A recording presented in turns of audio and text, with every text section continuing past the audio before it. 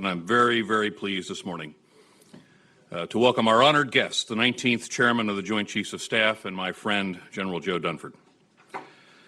General Dunford has been the Chairman of the Joint Chiefs of Staff since October 2015, and prior to that he served as our nation's 36th Commandant of the Marine Corps, and he commanded all U.S. and NATO forces in Afghanistan before that. General Dunford and I have known each other for many years, and since we were captains, in fact. And I can say with complete certainty and sincerity that he is one of the finest Marines to have been minted in the modern era of the Marine Corps. In 1996, Lieutenant Colonel Dunford would take command of the 2nd Battalion, 6th Marines from me at Camp Lejeune in North Carolina, and then years later in Kabul, we would repeat that ceremony as he would take command of the war effort in Afghanistan. His storied career spans more than 4 decades of brilliant service to our country and to the world, in peace and in crisis and in war. And as the U.S. navigates multiple crises today, as we sit here this morning, I can think of no one better suited to the burdens of this moment than Joe Dunford. General, let me say that you are the very definition and embodiment of an American leader. And we're so grateful and so honored that you'd be with us this morning here at Brookings. Shortly, General Dunford will take the stage for a conversation on many of the issues we face as a nation, and he'll be joined by Brookings Senior Fellow and Director of Research for our Foreign Policy Program, Mike O'Hanlon. And they'll talk for about 30 minutes, and then we'll go out to you for questions and answers. I'll close by saying we're joined today by a large number of the world's media. And as I always do, ladies and gentlemen of the press, you are most welcome at the Brookings Institution. Thus, we are also on the record. So with that, ladies and gentlemen, please welcome the 19th Chairman of the Joint Chiefs of Staff, General Joe Dunford, and Mike O'Hanlon.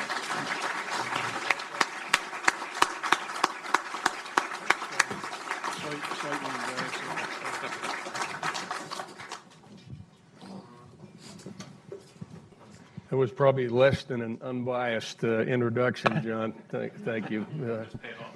Well, and I'm not sure if you picked up on the subtlety of his comment that I followed him into both battalion command and then at ISAF. So to any success I had in either of those 2 assignments, I can attribute it to my predecessor.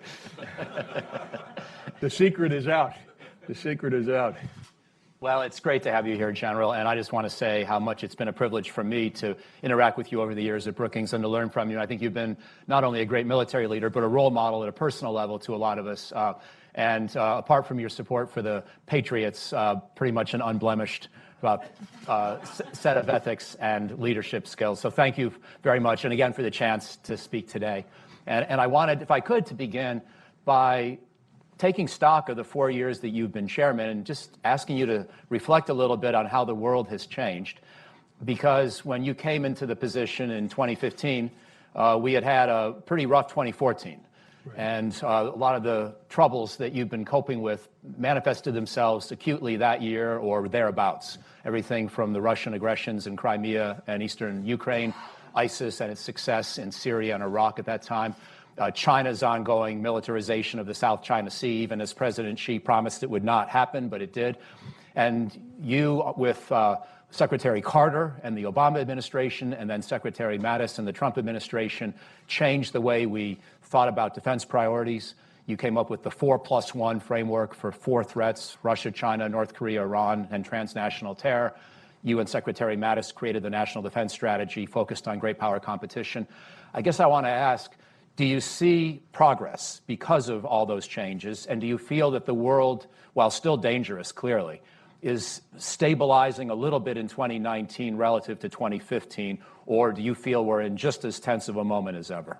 Yeah, you know, Mike, one of the quotes that I use a lot, as I was coming into this assignment, I tripped over something that Henry Kissinger had written. And he said that this was the most complex and volatile period of history since World War II.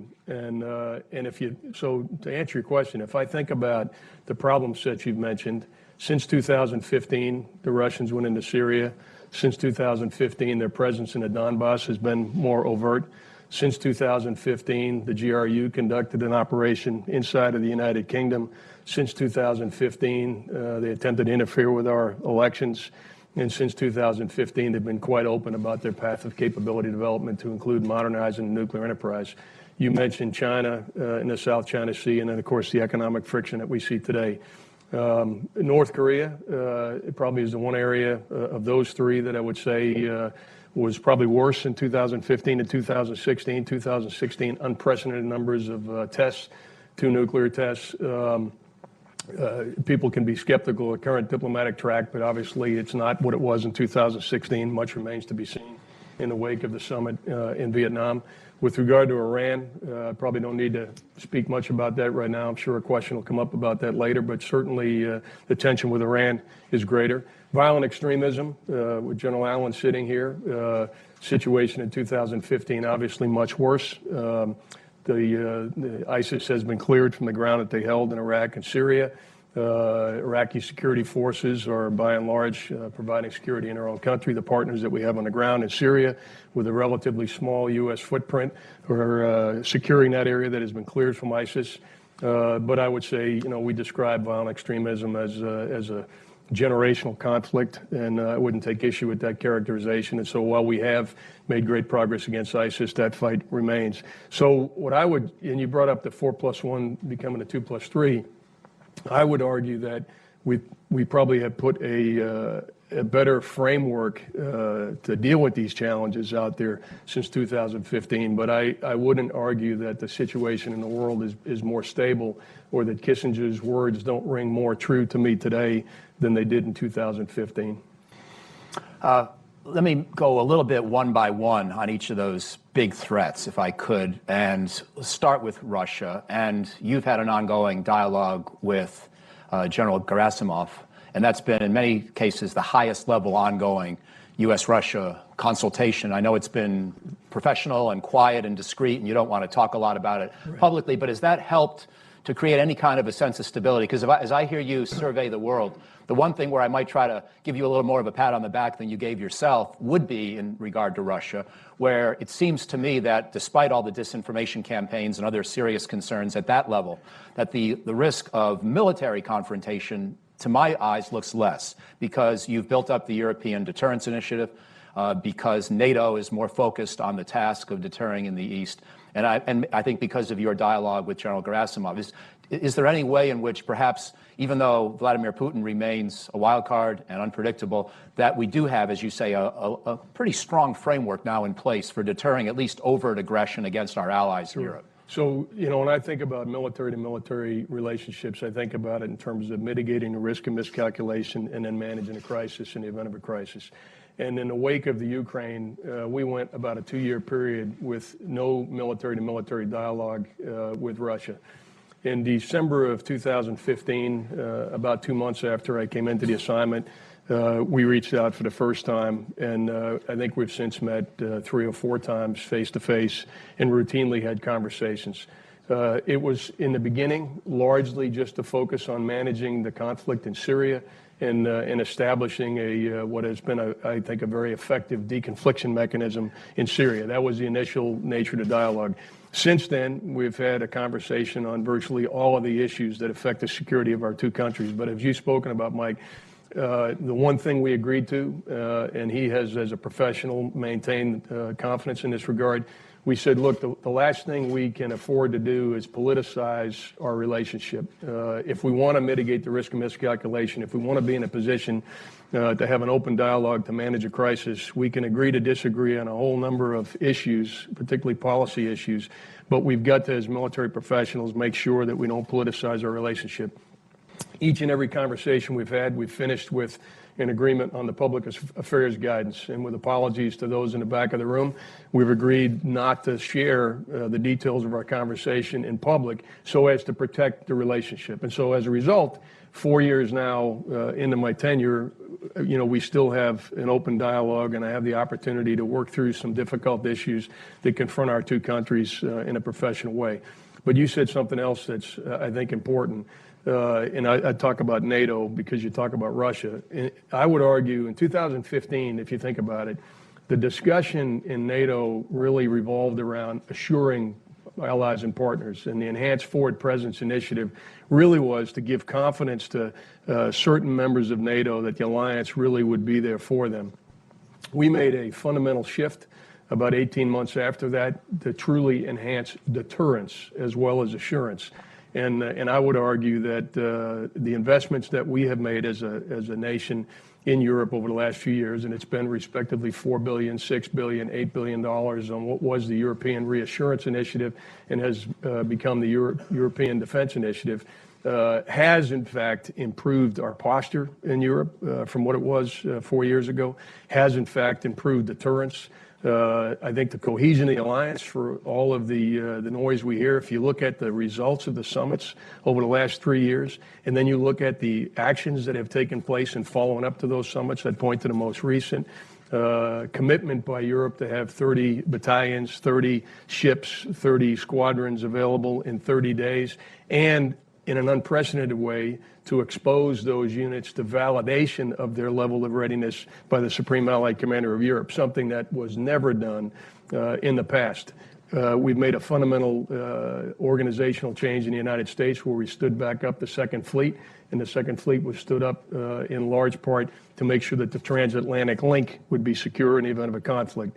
We also supported the reorganization of logistics enterprise in NATO, and work with the European Union to work through some of the mobility issues in Europe. Much work remains to be done, but on the right path. And then we just completed, and the Chiefs of Defense approved it last week for submission to the Minister of Defense. The first NATO military strategy in decades has been written, and it clearly articulates the challenges that confront NATO and provides the framework for the various plans that will be in place in the event that deterrence fails. So I would argue that as an alliance, NATO is stronger than it was 4 years ago, and again, could walk through many other initiatives that have been taken to enhance real capability. Yep. Do we have more work to do? We certainly do. But when I look back at the 4 years, one of the things that stands out to me is the very meaningful changes that have been made in NATO to enhance its capability. And again,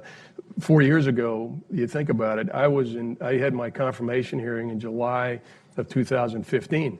And I was asked in that confirmation hearing, hey, what do you think are the most significant challenges facing our country? And I said, well, if I had to point out someone who could pose an existential threat, I'd have to point to Russia. And I went on to talk about their nuclear capability, their cyber capability, Georgia, Crimea, Ukraine. That was newsworthy in 2015 in a way that is not newsworthy today. And we were still debating in NATO how to deal with Russia. Right. And I think there's now, fair to say, general consensus that Russia poses a threat to the NATO alliance, and therefore we need to take steps to first and foremost deter, and then if deterrence fails, defend the alliance. Thank you. On this quick tour of the world, and again, we're grateful for your willingness to expound on so many topics so quickly, but I now want to shift over to Asia. And I want to ask a quick question on Korea and then get to China. On Korea, I'd like to, if I could, ask about your overall assessment of alliance readiness, because there has been concern that in President Trump's diplomatic efforts to try to break the ice, so to speak, with Kim Jong-un and establish a little more positive momentum. And I've been somewhat supportive of a lot of what he's been trying to do, even though obviously the style is a little different than the norm historically. But he has, of course, spoken critically of the big U.S. ROK military exercises, and he's suspended many, if not most, of the larger ones. And there's been some concern from some military officers that alliance readiness has suffered as a result. Can you help us analyze just how much alliance readiness might have been degraded by the suspension of these exercises, or are we able to do enough smaller exercises that we've preserved most of the combat preparedness despite suspending the sort of signature events? Sure. I'm glad you asked that question. First, we have historically spoken about the need to be able to fight tonight with the ROK-U.S. alliance on the peninsula. And I can tell you right up front, that remains a capability that we have. And you talked about some military officers talking about impact to readiness as a result of changes in the exercises. I can also tell you those military officers don't include me, they don't include Admiral Davison, and they don't include General Abrams, who are the three officers that have responsibility for readiness on the peninsula. I'll tell you why. we have historically done exercises on the peninsula for two reasons. One was deterrence. So in that regard, the exercises were very high profile from a public affairs perspective. And so we had large footprint of forces ongoing with command post exercises designed to deter. Inside of those exercises were also a number of activities that were designed to enhance readiness. We have adjusted the former in support of the diplomatic track, and so we have reduced the profile of exercises on the peninsula. We have reduced the public affairs profile of the exercises. We have, in many cases, reduced periods of time where there's a large footprint of U.S. forces reinforcing the peninsula. And we have gone to what I would describe, without getting too esoteric, to a mission essential task-based assessment of readiness. So we've looked at the mission essential tasks for every organization on the peninsula, and we've developed a 2-year training plan to make sure that those units could be ready.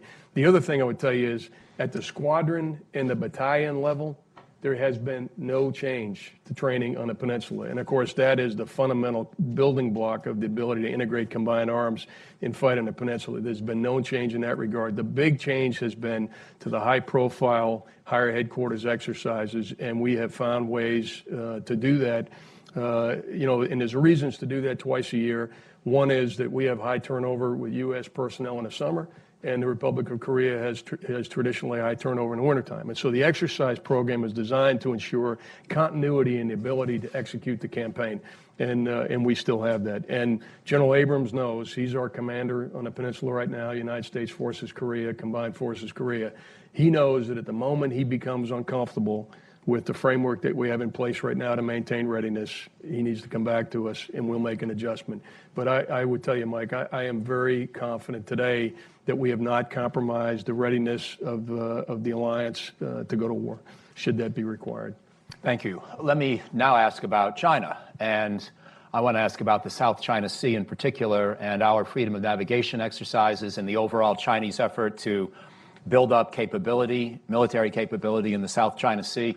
A lot of that happened in the 2013 to 2015 period in terms of the reclaiming of the islands. Then they put military forces on those islands, even though President Xi had promised President Obama he wouldn't.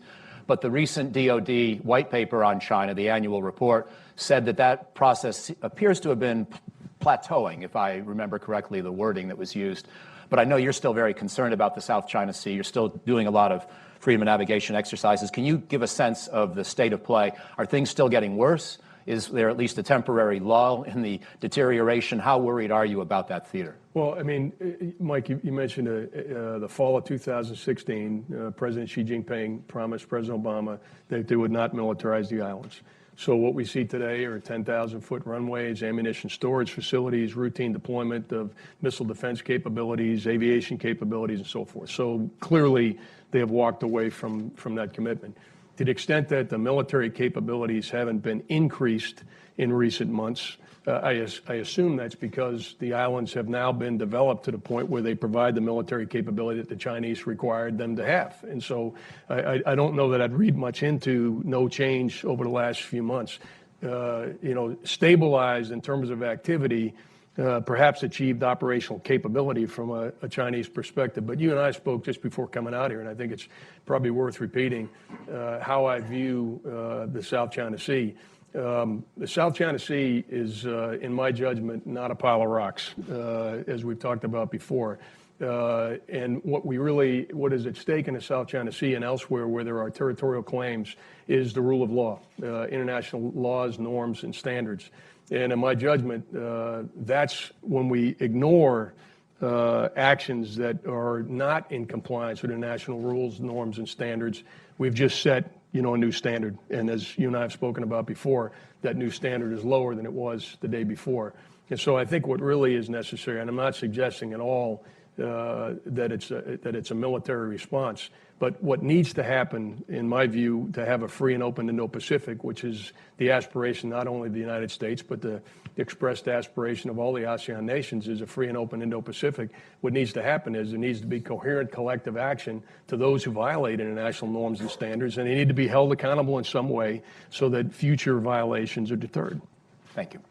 I want to ask a couple of questions now before going to the audience about the state of the U.S. military, and then look forward to the broader conversation. When you became chairman in 2015, and of course you had been commandant of the Marine Corps before that, you had succeeded John Allen in Afghanistan, and then you had been assistant commandant of the Marine Corps. So you've had four-star jobs, and you've seen a lot of perspective from the service point of view as well as from the chairman point of view.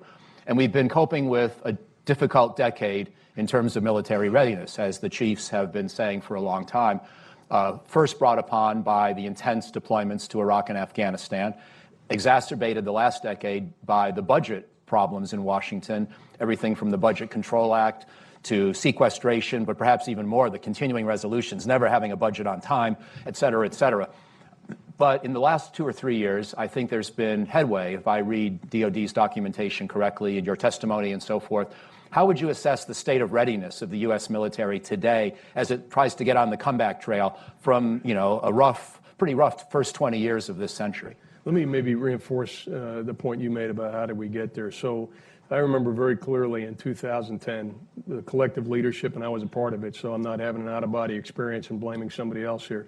But we made two assumptions in 2010. We said that our operational commitments would reduce and the fiscal environment would stabilize.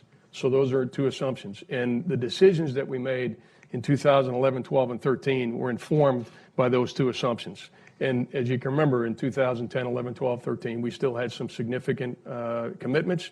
And so what we said was, look, our major priority has to be making sure our men and women in harm's way have the wherewithal to do the job, and we're going to make sure we do that. And we will then address some of these other underlying readiness issues and modernization issues. And by the way, at some point, those become a distinction without a difference between readiness and modernization. We'll get after these issues. By 2015, it was clear to all of us that, number one, the operational environment was not going to change, and our commitments were not going to be reduced. In fact, they may actually increase, and the fiscal situation wasn't going to stabilize. So at that point, we started to achieve what I think was a better balance, and I articulated this as one of the, what I viewed as one of my most significant challenges when I came into the job, was getting the balance between today and tomorrow right. And so I think by 2015, it became clear to all of us that we were not balanced in that regard, and we needed to be as attentive to tomorrow as we had been towards meeting the current operational requirements. And then, fortunately, starting in 2017, I would argue that we began to see adequate levels of funding to be able to address those issues. And to put readiness in some context, that was ammunition shortfalls, it was lack of spare parts, it was operations and maintenance money for training, and in some cases it also became lack of tails or vehicles either on the flight line or in the motor pool, and that's why I say it's a distinction without difference. At some point, if you have only 6 airplanes in a squadron that rates 12, it doesn't matter how ready those 6 airplanes are, you're still at 50% of capability. In 17, 18, and 19, we were able to address the ammunition shortfalls. We were able to rebalance our training for those units that were at home station, because the bill payer had been not the units that were deployed, it was the units that were at home station. So we were able to rebalance that. And we began to invest in our aviation enterprise, ground vehicles, and so forth to address some of the shortfalls. So we're now what I hope to be 4 years into stable and adequate levels of funding, assuming that we get fiscal year 20 at or about what the president's budget reflects. And that has made a quantifiable impact on the level of readiness that we have. What I would say is this, though, that we described it as fill the holes. So we've addressed unit readiness, and I think unit readiness compared to 2015 is significantly better. The second piece of it, though, is our overall competitive advantage to be able to project power and then achieve superiority in any domain when required to execute our campaign. And so that'd be sea, air, land, space, and cyberspace. And in that regard, our competitive advantage from where it was in 2000 to where it is today has eroded over time. And so as I look forward and I think about readiness, what I think about is ensuring that we make the investments necessary to have a competitive advantage in 2024 and 2025 as well as today. I feel very confident today in saying that we can protect the homeland, we can meet our alliance commitments, and we have a competitive advantage over any potential adversary. I feel confident in saying that. I feel equally confident in saying that the path that we've been on in 17, 18, 19, and 20 has to continue for several more years in order for us to address that competitive advantage issue, which is separate and distinct from unit level readiness. And just one last question, and want to pursue this issue of resources, because even though the fiscal 20 request wound up being at the higher end of what people expected, and if you get that, as you say, you'll be, I think, fairly happy with your resourcing. If we look at the 5-year plan, the buildup sort of stops, right? Because the projections for DoD's budget are basically 1% growth in future years, which would be less than the rate of inflation. And the reason why I notice that is not because I think $750 billion is too little for defense, but there still is. I wonder, people have called the 2020 budget proposal the masterpiece. I wonder if there's a tiny flaw in the masterpiece, or at least one unanswered question, which is the Air Force and the Navy still have ambitious plans for force structure growth. And we've heard General Goldfein and we've heard Secretary Wilson last fall unveil a plan for the Air Force to grow by 25%. The Navy still wants to grow its fleet by 25%. And at the same time that we're trying to improve quality and innovation, those two services in particular want to improve or augment size. And I wonder if there's a quality-quantity dilemma, that we're prioritizing both, and we don't really have the long-term resource trajectory that's going to be able to afford the modernization that you talk about and also the force structure growth. So to the extent you're leaving that question for the future, do you have guidance to offer as to which of those is more important, quality or quantity? Yeah, no, and we view that as capability and capacity, right? What we can do and how much of it we can do. I've been pretty clear in testimony that we needed sustained, predictable, and adequate levels of funding in the future. I've been pretty clear that we've done some detailed analysis of what we call competitive areas. So we've looked at ourselves through the lens of 14 competitive areas. And although it's a classified study, you can imagine what they are. They're the maritime domain, our cyber capabilities, our space capabilities, where are we in electronic warfare, and so forth. We've looked at the 14 competitive areas. We've looked at the trajectory of capability development that our peer competitors are on. We've made judgments in conjunction with the intelligence community about where they'll be in the mid-20s. We've looked at where we are today and where we would need to be to maintain an acceptable competitive advantage in 2020. And we have done the math to justify 3 to 5% real growth over inflation to meet both the capability and capacity requirements. Having said that, if the budget doesn't realize 3 to 5% real growth, you have to make tough choices. What I would say to the issue of is it capability or capacity is it can only be capacity where you have capability. And so I think the lesson that many of us learned in the 1970s and the 1980s is you can't have force structure without proper training, without proper equipment, without proper leadership, without proper funding, to conduct exercises and maintain and provide maintenance.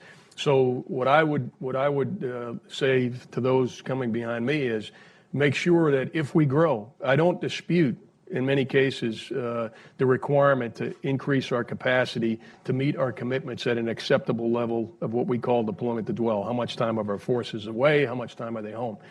But I would say this, if we're going to grow capacity, you need to do it in a way where it is meaningful capability, balanced capability.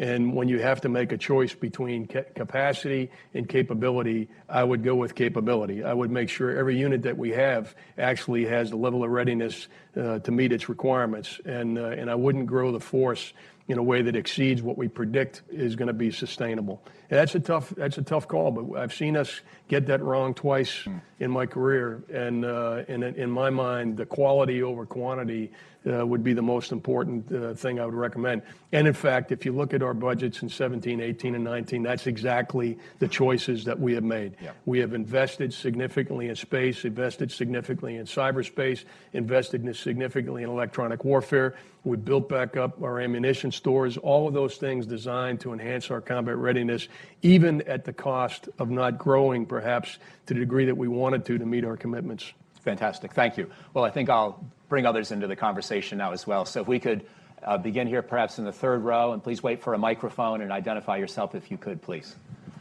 Thank you, reporter from Voice of America. I have two questions for General. You mentioned in your speech that we need to do something to hold those who broke the roads in the South China Sea accountable. So I'm just wondering, could you elaborate on that? What steps can the United States do there? And the second question, it's about the U.S.-China relationship. With the deteriorating U.S.-China relationship, what is the meal-to-meal relationship like? Thank you. No, it's two excellent questions. The first one, and I want to emphasize what I said when I answered that question the first time, is that I wasn't suggesting a military response. But there's certainly diplomatic and economic steps can be taken to hold people accountable. And by the way, I don't view that specifically on that one incident. That's one specific case, the South China Sea, where I do believe that there's territorial disputes that should be handled in accordance with the law. So that's just my position.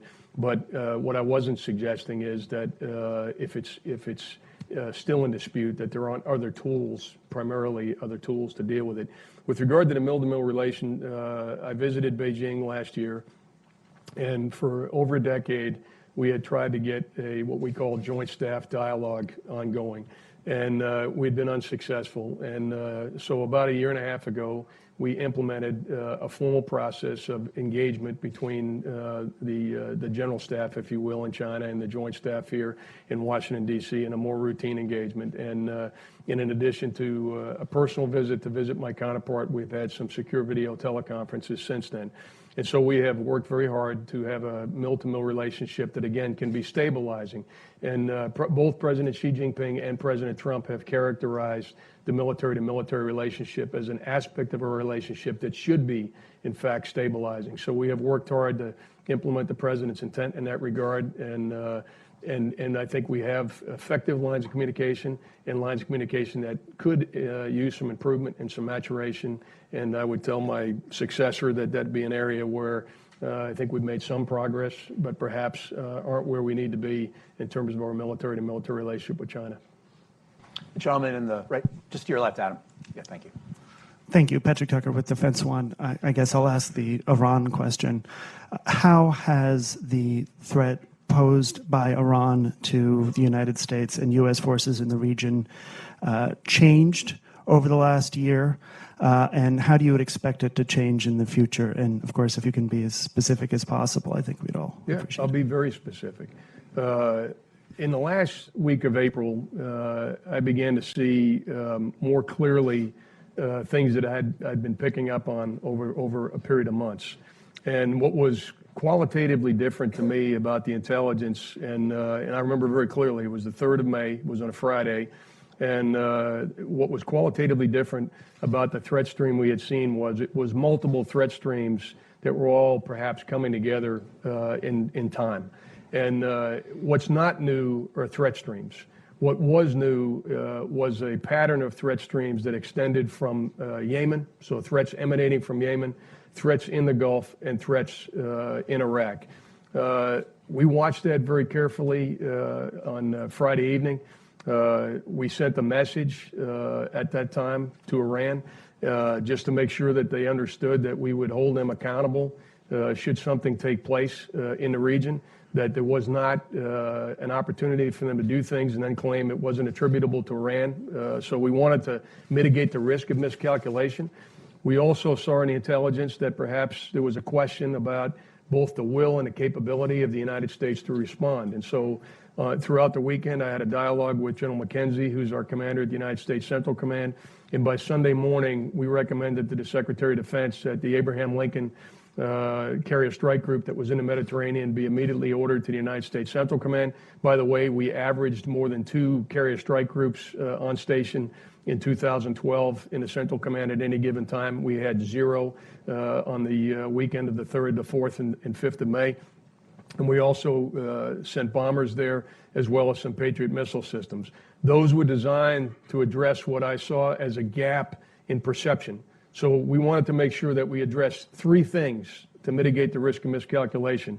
One, we wanted the Iranians to know that if they did anything, it would be attributable to them. Number 2, we wanted them to know that we had the capability to respond in the event that deterrence fails, and that was the force elements that we sent in on the weekend of the 3rd to the 5th of May. And the last was to make sure that those force elements then were a manifestation of our will to respond. This was all designed to enhance deterrence. And again, what I would argue was qualitatively different was we saw something that looked more like a campaign than an individual threat. And it was the geographic span and the perception that that activity would be try to be synchronized in time that caused us to look at that threat differently than 40 years, by the way, of malign activity by the Iranians. So malign activity and threats to our forces by the Iranians were not new, but a more widespread, almost campaign-like perspective for the Iranians was what we were dealing with. And in any event, by the way, people can question the veracity of the intelligence. All I would say is, since that weekend, there have been ships that have been hit with mines. There have been UAV strikes. There have been rocket strikes in the proximity of the United States Embassy in Iraq. All that activity has happened since the weekend of the 3rd, 4th, and the 5th. So I viewed this purely through a military lens. And then last week's force elements that we sent in the wake of that weekend, General McKenzie and I continue to have an ongoing dialogue about what might be the proper posture in the light of tensions that exist today. And we all can see that there is a difference in the tensions that exist. And General McKenzie and I had a conversation, and we focused in on what do we need to ensure that we have a proper level of force protection for our people in the region. And so if you look at the specific capabilities that we flowed to the region, those were designed to enhance our force protection, and they were accompanied by a message that this is not intended to be a provocation. This is not intended to reinforce our offensive capability in the region. This is designed to protect our people, much like the previous force elements we sent in were designed to enhance our deterrence. And so that's where we are today.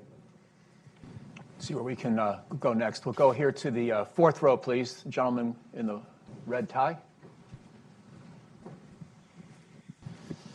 Thank you. Carl Gollivan, retired special agent, U.S. Customs, 9/11 responder, domain reference, and idea liveson.net. My question concerns the potential for false flag terrorism leading us into war with Iran. As background, in 1962, your predecessor, Lyman Lemnitzer, prepared Operation Northwoods, presented to John Kennedy, proposing various false flag attacks on U.S. persons to be attributed to Cuba, used as a pretext for war with Cuba. More recently, Dr. Alan Sobrowski of the Army War College and former defense minister of Germany, Andreas von Bülow, have written credibly about aspects of false flag terrorism in the events of 9/11. My question is, today, are there even allies of the U.S. that would like to see a conflict with Iran, the utter destruction of Iran, and would perpetrate a false flag event on U.S. interests in order to cause that to happen? Yeah, look, I'm not going to answer the question directly. I don't know what others want, but I'll just tell you this. I am very familiar with the consequences of going to war and take the responsibility of providing military advice in that regard very seriously. And I know the consequences of going to war, both from an economic and, more importantly, from a human perspective. And so I can assure you that any military advice that I would provide would be carefully measured by, checking the intelligence multiple times, ensuring the veracity of intelligence, and then making a recommendation for a response that's appropriate to whatever the provocation may be, whether it's via Iran or any other conflict. Are there people who might like to get the United States to do something? Certainly you can see that even in the open source where that speculation is out there. But I can guarantee you that's not going to inform the military advice I'm going to provide, and it's certainly not going to inform my perspective when I make a recommendation. Thank you. Let's see, looking for, go here in the 3rd row, please. Another gentleman in the red tie. Thank you for coming. My name is Mitsuo Nakai, a Japan native, U.S. citizen. Japan is trying to purchase more of F-35, trying to beef up their defense and so forth. Can you talk about our alliance with Japan just a little bit? I can talk about our alliance with Japan. I probably meet conservatively 7 times a year with my Japanese counterpart, either in Washington, D.C. Or in Asia, and I'll be there in about 3 or 4 weeks again. Admiral Kawano and I, who was my counterpart until a week or two ago, I it'd be hard for me to identify a week that went by where I didn't have a conversation. Clearly, the Japanese-U.S. relationship, as highlighted by the president's recent trip, is a cornerstone to our strategy in the Pacific and in a country that shares our vision for a free and open Indo-Pacific.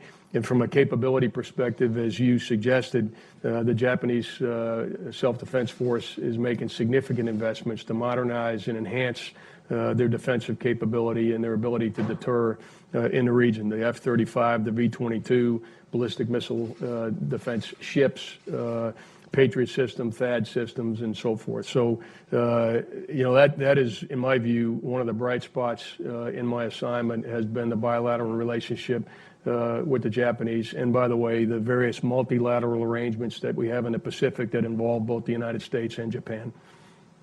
I want to just stay on that for one quick second, if I could, General, throw myself back into the queue, and ask about the Japanese are doing this by spending just 1% of their GDP on their military. It's a long-standing ceiling that they've essentially imposed on themselves. And it gets to this question of how do we best measure burden sharing. I'm not against the 2% goal for NATO. A lot of people before President Trump supported that. I think it makes sense. But of course, the bigger question is often how do you spend the money? And do you see the NATO alliance making good decisions about how to spend this increased money? Yes, there's a greater presence in the Baltic states and Poland, but overall, do you see NATO nations making enough effort to build more projectable, deployable force? And maybe do we need to get the burden-sharing debate to include also metrics of deployability, not just of overall economic effort? Look, it's an excellent point. First, with regard to commenting on burden sharing, I will be completely evasive, unsatisfying, and disappointing.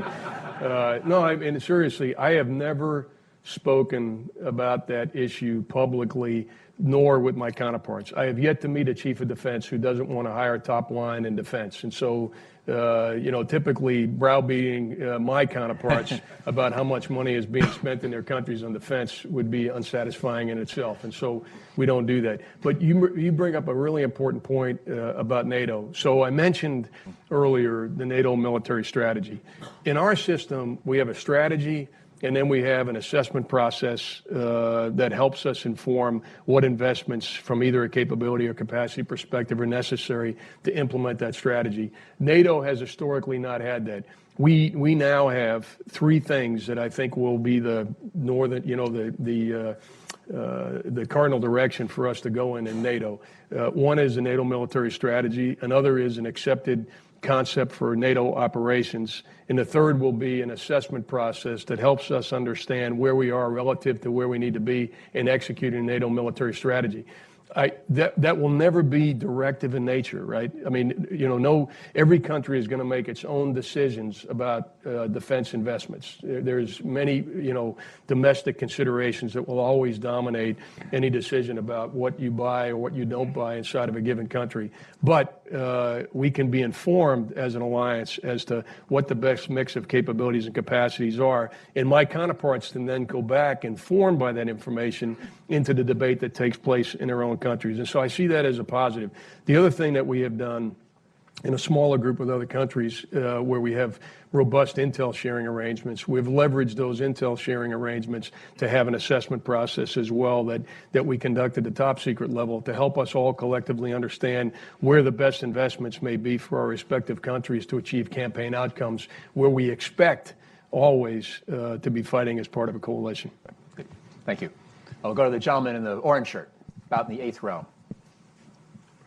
Two up there, thanks. And then after that, the very back row, blue tie, my friend Joe. Thank you. General Tony Bertucca from Inside Defense.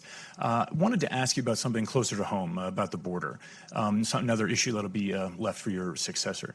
In what ways do you believe it would be appropriate for the military's mission at the U.S.-Mexico border to expand, if it were to expand? And then also, is it right to be concerned about resources moving to that area when it was not identified as an unfunded priority by the Pentagon? Thank you. Okay.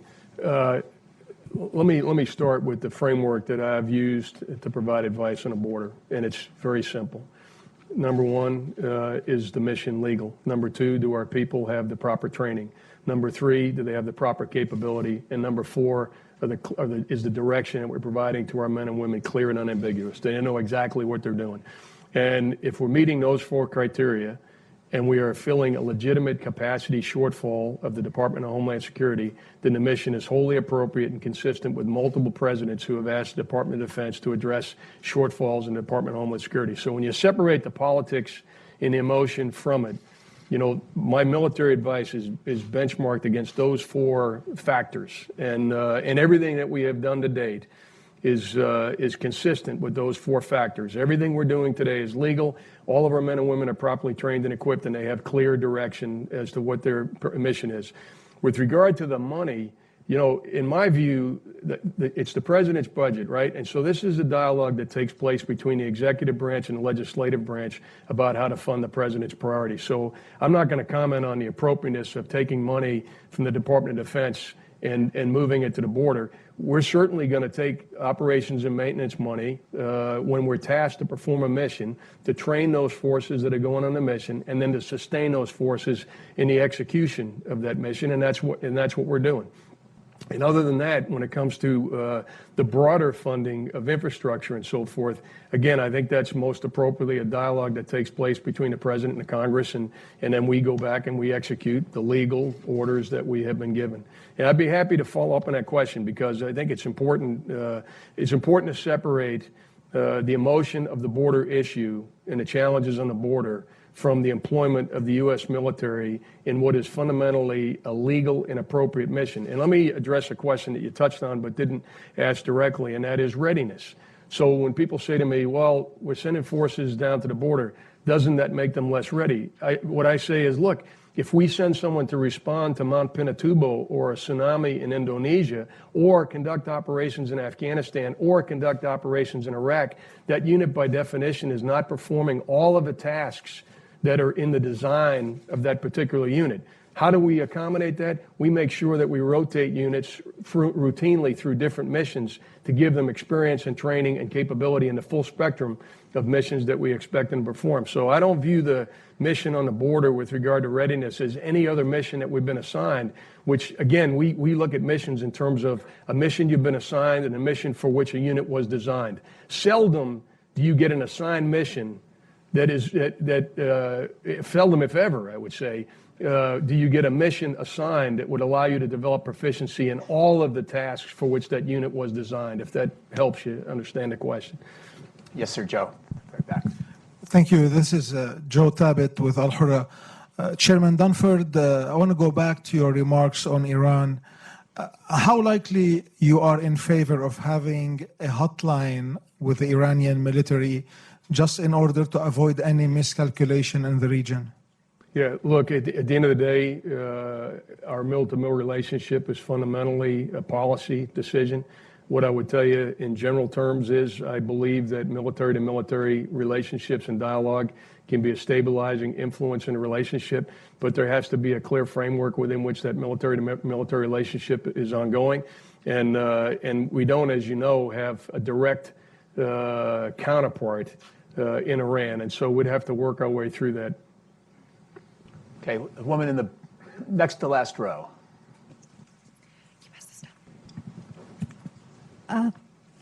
Jong-Won Kim, Washington correspondent for Donghwa Channel 8 TV Korea. In recent interview, President Trump actually said that he wanted 5 nuclear sites destroyed. Asked that to Kim Jong-un, and he only said 1 or 2. That's why the whole talk at Hanoi failed. Could you tell us a little bit more specifically what those 5 sites represent? And at the Hanoi press conference, President Trump also said that he does not know when Kim Jong-un will be coming back to the table. If that's the case, where is the strategy at the moment? Yeah, look, this is another area where I'll be a bit disappointing in my answer. I'll talk to you from a military dimension. We look at North Korea through the lens of the capability they represent. Our job is to make sure we have sufficient forces to deter a provocation and respond in event that deterrence fails. We're also supporting the diplomatic track by disrupting ship-to-ship transfers of petroleum products that are inconsistent with UN Security Council resolutions. And with regard to the framework within which we're negotiating a peaceful resolution to a denuclearized peninsula, that is absolutely in the lane of the President and the Secretary of State, and I've got to be in complete support. I don't have my own view on the policy or the framework within which we're going to address denuclearization. My job is to support the diplomatic track, and that's what we're doing. Yeah. Yeah, but I view that as, I'm not trying to be evasive, but I view the specificity that you got into as a policy issue. So if the President spoke about 5 and Kim Jong-un said 2, I view that as all in a normal dialogue that's ongoing in a diplomatic effort to denuclearize the peninsula. And I'm not going to comment on with specificity on whether 5 or 2 or whatever it ought to be should be addressed. We got time for a couple more. So let's see. We've got the gentleman there in the white shirt. Yes, please. Thank you very much. My name is Mir Moshe from Voice of America Afghanistan Service.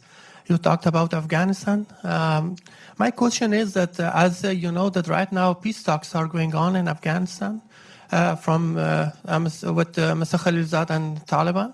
Taliban didn't accept government presence in direct talk.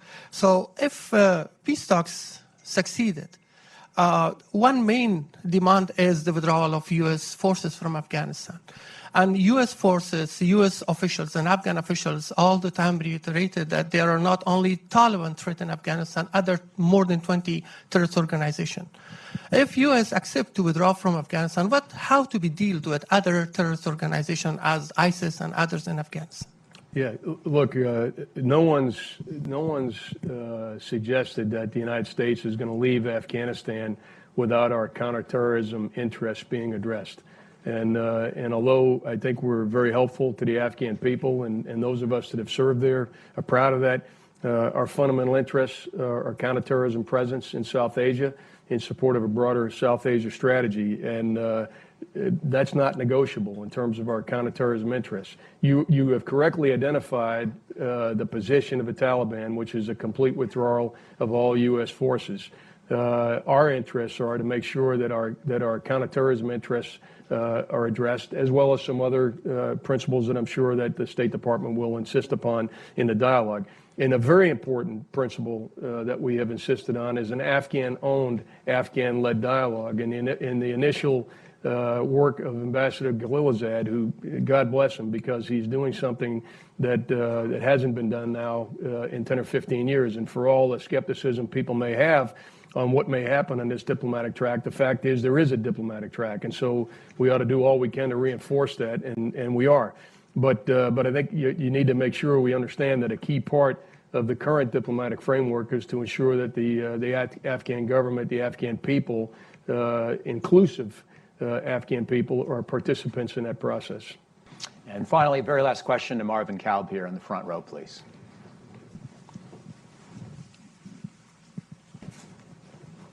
General, first of all, thank you very much for being here today. Two-part question. The first is, what is your judgment of Putin's end game? What does he really want? And second, among those of us who study Russia, there's been a feeling that when Putin has domestic problems, he seeks some way of getting out of that by moving externally. I'm wondering if there is any evidence to suggest that. I think if you look at the demographics in Russia, you look at the economics in Russia, you look at some of the signs of disaffection in Russia. I can't necessarily get inside Putin's mind and say that those three variables have affected how he reacts externally, but I think the evidence is pretty clear. The pattern of behavior is pretty clear. I don't think it's unique in Russian history to create an external challenge to accommodate a domestic issue. That's not also unique to Russia to do that. And so, I don't think there's any doubt that domestic politics bears on on President Putin's calculus, and I don't think I'm too far out of my lane as someone in uniform to make that assertion. With regard to what I think Russia wants, as well as, I mean, I think they want to be the preeminent power in Eurasia. Would be my judgment. I mean, they've been very clear about that. If you look at the path of capability development, if you look at what President Putin has said, if you look at the actions they've taken in Georgia, in the Crimea, in the Donbass, you can't draw any other conclusion than that's what they're trying to do. If I could ask a favor, folks, to please let us have a minute to leave the stage before you get up. But please, on behalf of John Allen, all of us at Brookings, please join me in thanking Chairman Dunford. Thank you.